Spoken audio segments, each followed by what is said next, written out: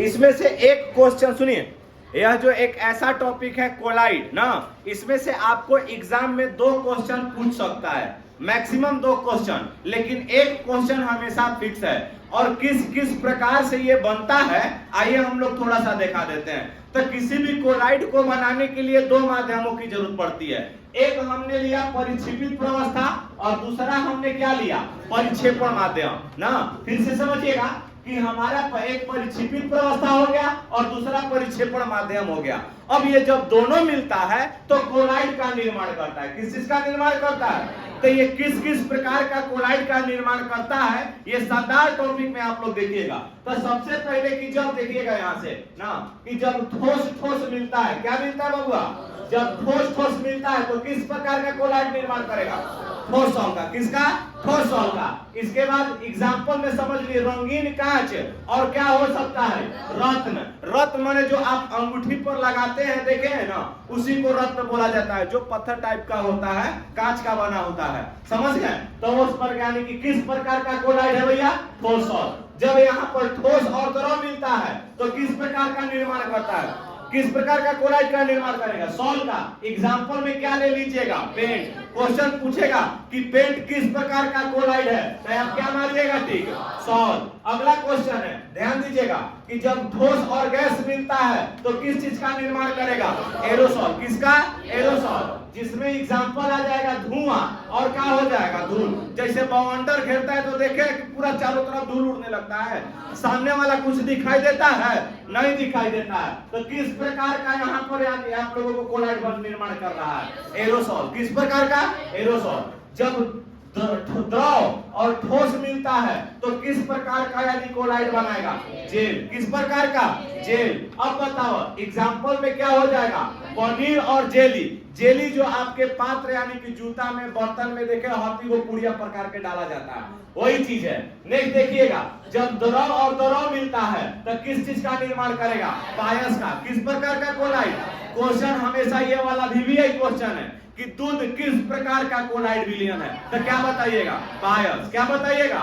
कहीं कहीं आपको पायस के जगह पर इमल्सन भी पूछ देता है। क्या पूछेगा? इमल्सन। तो आप कहिएगा कि नहीं पढ़ाए हैं, तो आप लोग पायस अगर नहीं दिया रहता है, इमल्सन दिखेगा तो दूध के लिए आप लोग इमल्सन मार सकते हैं। सीधा बैठ जाइएगा ना। नेक्स्ट कह रहा है कि जब द्रव और गैस बनता है, जब यानी कि परिक्षेपित प्रवस्था में द्रव रहेगा और परिक्षेपण माध्यम में गैस रहता है तो किस प्रकार का कोलाइड का निर्माण करेगा?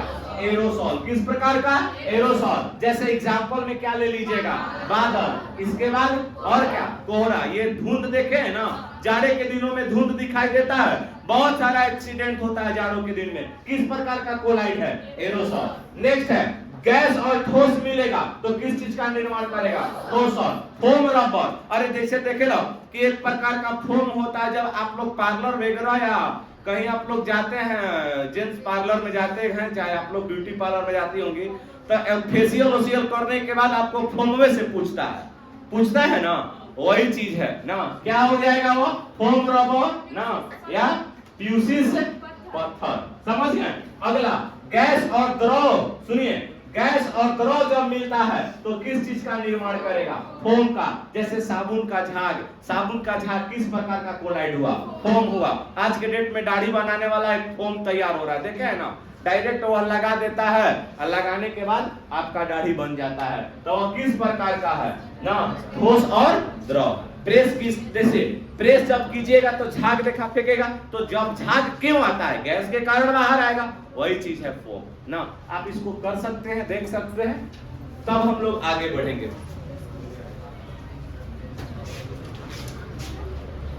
चलिए ध्यान से समझिएगा, हमने क्या बताया है कि कोलाइड का वर्गीकरण। किसका वर्गीकरण? अभी आपने कोलाइड का प्रकार पढ़ा कि किस किस प्रकार का कोलाइड का निर्माण होता है, यही ना। अब हम लोग जानेंगे कि कोलाइड कितने प्रकार के होते हैं और किस किस आधार पर होते हैं। तो सबसे पहला चीज हमने बताया, कोलाइड का वर्गीकरण निम्न मापदंडों के आधार पर किया गया है, जिसमें सबसे पहला है परिक्षेपित प्रवस्था एवं प्रक्षेपण माध्यम के अन्योन्य क्रिया के आधार पर। अन्योन्य का मतलब होता है आपस में क्रिया करना। आपस में क्या करना? क्रिया करना। कोई लोग मत उतारिए, थोड़ा सा हम समय देंगे। तो तोरा के अलग से कोई इनकरा के कार्ड पर लिख के नाम दे दो कि मत उतारो ना। अब यहाँ पर समझिएगा, तो इस माध्यम सुनिए, परिक्षेपित प्रवस्था और परिक्षेपण माध्यम के आधार पर जो कोलाइड होता है वह कितना प्रकार के होता है बताओ ना। तो ध्यान दीजिएगा कि दो प्रकार के होता है, जिसमें सबसे पहला यहाँ पर आया है, नाम देखिएगा बबुआ ना, जिसमें सबसे पहला आया द्रव सनेही कोलाइड। कौन सा सने कोलाइड? द्रव सनेही कोलाइड। और दूसरा क्या है? द्रव विरोधी।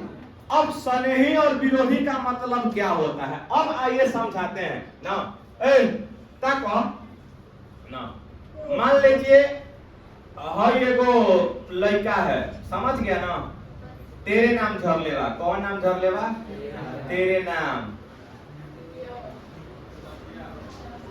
लकिया हो, आओ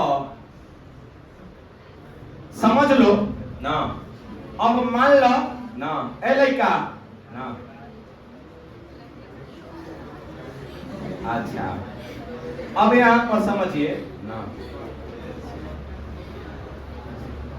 ये मतलब ये सुनो, है एक लड़का है और एक लड़की है, ये दोनों में मतलब कि ये दोनों एक दूसरे से क्या करते हैं? प्यार करते हैं, मोहब्बत करते हैं। ध्यान से समझिएगा, हमने क्या बताया ना कि एक लड़का है और एक क्या है? लड़की है। दोनों एक दूसरे के यानी कि दोनों के बीच बहुत गहरा मोहब्बत है। तो क्या ये साथ रहना पसंद करेंगे कि अलग रहना पसंद करेंगे? साथ रहना पसंद करेंगे। जब इन दोनों को मौका मिलेगा तो यह बियाह रचा लेगा ना। तो अब शादी करके एकदम एक साथ रहना पसंद करेगा ना। अगर मान लेते हैं तो ठीक उसी प्रकार से ये द्रव सनेही कोलाइड, स्नेह माने प्यार। तब ध्यान देखिएगा, तो हमने परिभाषा लिखा है कि ये कोलाइड जो उपयुक्त विलायक में सरलता से कोलाइडी अवस्था में क्या हो जाते हैं? आ जाते हैं। मतलब एक हाली कहलो 4 हाली तैयार बा संगे रहे खातिर, तो वह कौन सा कोलाइड कहलाएगा? जोर से बोलिए, द्रव सनेही। क्या कहलाएगा? समझ में आ गया? तो अब बताओ कि जब एकरा के अगर मान लेते कि किसी माध्यम से जब ये अलग भी हो जाता है ना, इस पे विचार करेंगे बाद में। तो यहाँ पर जब ये दोनों एक साथ था, दोनों एक दूसरे से मोहब्बत कर रहे थे, तो ये दोनों एक साथ रहना पसंद करेंगे। तो यही कंडीशन होता है द्रव सनेही कोलाइड में कि परिक्षेपित अवस्था और परिक्षेपण माध्यम में ना, कि जब दोनों के बीच अन्योन्य क्रिया होती है तो ये दोनों मजबूती से सरलता से कोलाइड का निर्माण करते हैं। और उस कोलाइड का नाम क्या है? स्टार्च या कौन चीज? प्रोटीन। क्या होता है? प्रोटीन। तो अब ये बताओ कि स्टार्च या जो प्रोटीन होता है किस प्रकार का कोलाइड है? तो द्रव सनेही कोलाइड। कौन सा? अब विचार कीजिएगा ना। अब हमने क्या किया कि द्रव विरोधी कोलाइड। कौन सा है? द्रव विरोधी।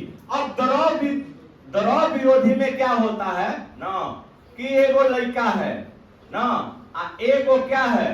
लड़की ना। पूरा झकोरा हो बाड़ी, समझ ले लो। अच्छा ही बताओ, तो देखे लो कि देहात में क्या होता है कि पता चलो कि फलानवा से मोहब्बत करत हो, तो ओकर तुरंत बियाह करावे के फेरा में गार्जियन पड़ जलन कि चल दूसरा से बियाह हुई तो ना। तो अब बताओ बबुआ, उसका शादी जबरदस्ती करा दिया जाता है। कहीं कहीं होता है ना कि जबरदस्ती करा दीजिएगा, तब लड़की कहती है ना, क्या कहती है? सुना है वो गाना? है नहीं सुना है? मम इफ आई मैरी अनदर ना, मजा ना है ले। अच्छा मजा ले बड़े यहाँ नेता पर। तब ध्यान दीजिएगा कि जब जबरदस्ती आप शादी करा दीजिएगा तो ये दोनों एक दूसरे के साथ तो रहेंगे, लेकिन क्या मन से रहेंगे? नहीं। डेली झगड़ा होता घर में, सास ओकरा के समझावत रही, ससुर ओकरा के समझावत रहे कि संगे रहे के बाद तो रहे के बाद। तो उसी प्रकार से लेकिन झगड़ा निश्चित है। तो हमने यहाँ पर क्या बताया है? द्रव विरोधी कोलाइड, कि वे कोलाइड जो विलायक के साथ सरलता से कोलाइडी अवस्था में नहीं आते हैं, मतलब जबरदस्ती लाया जाता है, तो वह किस प्रकार का कोलाइड कहलाता है? द्रव विरोधी। क्या कहलाएगा?